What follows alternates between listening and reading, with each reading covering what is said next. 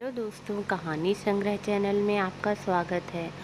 आज हम आपके लिए लेकर आए हैं श्री हर्षठ माता की व्रत कथा। हर्षठ पूजा हल षष्ठी यह त्यौहार भादो कृष्ण पक्ष की छठ को मनाया जाता है। इसी दिन श्री कृष्ण के बड़े भाई बलराम का जन्म हुआ था। यह व्रत पुत्र अवाम पुत्रवती दोनों महिलाएं करती हैं। इसके अलावा गर्भवती और संतान प्राप्ति की इच्छा रखने वाली महिलाएं भी इस व्रत को करती हैं। छत्तीसगढ़ में महिलाएं बृहद रूप में इसकी पूजा करती हैं। मध्य प्रदेश और उत्तर प्रदेश में भी महिलाएं इस पूजा को करती हैं।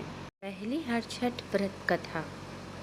मथुरा के राजा कंस अपनी बहन देवकी को विवाह उपरांत विदा करने जा रहे थे, तो आकाशवाणी के वचन सुनकर देवकी का 8वां गर्भ तेरी मृत्यु का कारण बनेगा जानकर बहन बहनोई को कारागार में डाल दिया और वसुदेव देवकी के 6 पुत्रों को एक एक कर कंस ने मार डाला। जब 7वें बच्चे के जन्म का समय नजदीक आया तो देवर्षि नारद जी वसुदेव देवकी से मिलने पहुँचे और उनके दुख का कारण जानकर देवकी को हल षष्ठी देवी के व्रत रखने की सलाह दी। देवकी ने नारद जी से हल षष्ठी व्रत की महिमा व कथा पूछी तो नारद ने पुरातन कथा कहना प्रारंभ किया कि चंद्रवत नाम का एक राजा हुआ जिनको एक ही पुत्र था। राजा ने राहगीरों के लिए एक तालाब खुदवाया, किंतु उसमें जल न रहा, सूख गया। राहगीर उस रास्ते से गुजरते और सूखे तालाब को देखकर राजा को गाली देते थे।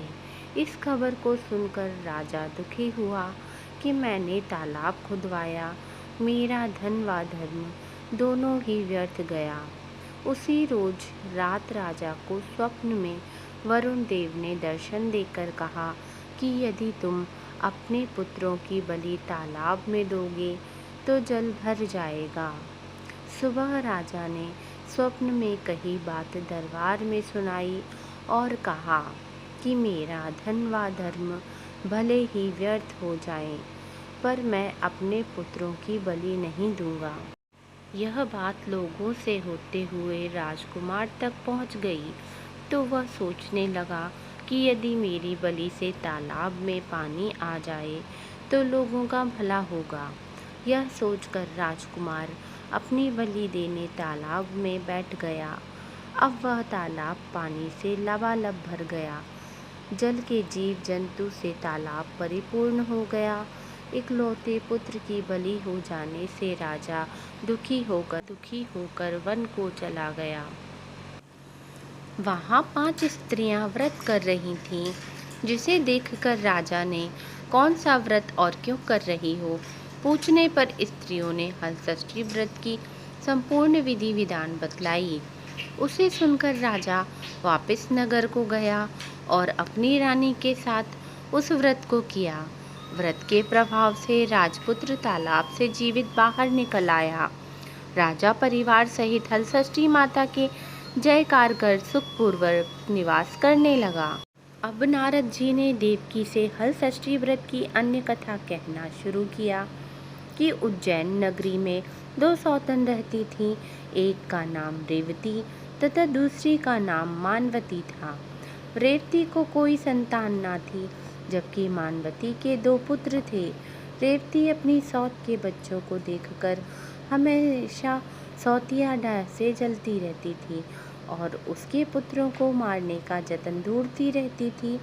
एक दिन उन्होंने मानवती को बुलाकर कहा कि बहन, आज तुम्हारे मायके से कुछ राहगीर मुझे मिले थे।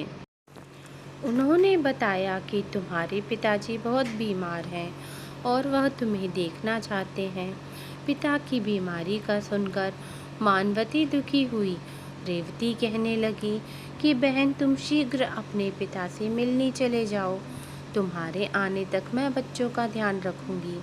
सौत की बात को सच मानकर और अपने पुत्रों को रेवती के हाथों सुरक्षित देकर मानवती पिता से मिलने मायके चली गई। अब रेवती बच्चों को मारने का अच्छा मौका जानकर उन दोनों बच्चों को मारकर जंगल में फेंक आई।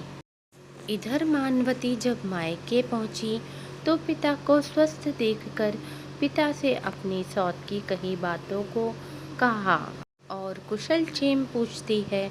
अब मानवी के माता पिता ने अनहोनी के संदेश से पुत्री को जाने को कहती है, किंतु मानवती की माता ने कहा कि पुत्री, आज हलषष्ठी माता का व्रत का दिन है, अतः तुम भी पुत्रों की दीर्घायु की कामना से यह व्रत कर आज की जगह कल चली जाना।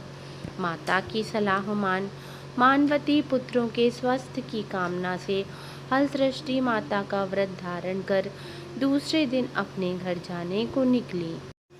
रास्ते में वही जंगल पड़ा और वहाँ अपने बच्चों को खेलते देख उनसे पूछती है कि तुम लोग यहाँ कैसे पहुँचे।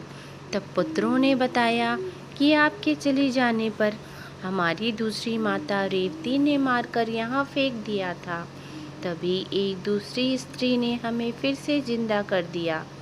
अब मानवती को समझते देर ना लगी कि यह सब माता हलषष्ठी की कृपा से संभव है और माता की जयकार करती हुई घर को गई। नगर में मानवती के पुत्रों को पुनः जीवित देख और माता हलषष्ठी की महिमा जान सभी स्त्रियां हलषष्ठी व्रत करने लगीं। नारद जी ने देवकी से हलषष्ठी व्रत की और कथा कहना प्रारंभ किया। दक्षिण में एक सुंदर नगर है, वहाँ एक बनिया अपनी भार्या के साथ रहता था। दोनों पति पत्नी स्वभाव से बहुत अच्छे व संस्कारी थे। बनिया की पत्नी गर्भवती होती संतान को जन्म देती थी, किंतु भाग्यवश उनकी संतान कुछ समय उपरांत मर जाते थे। इस प्रकार एक एक करके बनिया की पत्नी के 6 संतान मृत्यु को प्राप्त हो गईं। इस कारण दोनों पति पत्नी बहुत दुखी होकर मरने का उद्देश्य लेकर घर से वन की ओर चले गए। वहाँ जंगल में एक साधु से उनकी भेंट हुई तो उन्होंने साधु से अपनी व्यथा कह सुनाई। साधु ने ध्यान लगाकर देखा कि बनिए की संतान कहाँ है। साधु ध्यान में यम, कुबेर, वरुण, इंद्राणी लोक में ढूंढा, किंतु जब वहाँ बनिए के बच्चे नहीं दिखे तो साधु ब्रह्मलोक को गए।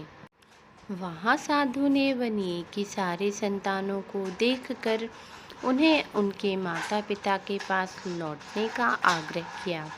बच्चों ने वापस लौटने से मना करते हुए कहा कि मुनिवर, इससे पूर्व हम कई बार जन्म ले चुके हैं, हम किस किस माता पिता को याद रख उनके पास जाएं। हम जन्म मृत्यु के और गर्भ के चक्कर से अब मुक्त हैं, अतः अब नहीं जाना चाहते। तब साधु ने बनिए को दीर्घजीवी संतान प्राप्ति का उपाय बताया।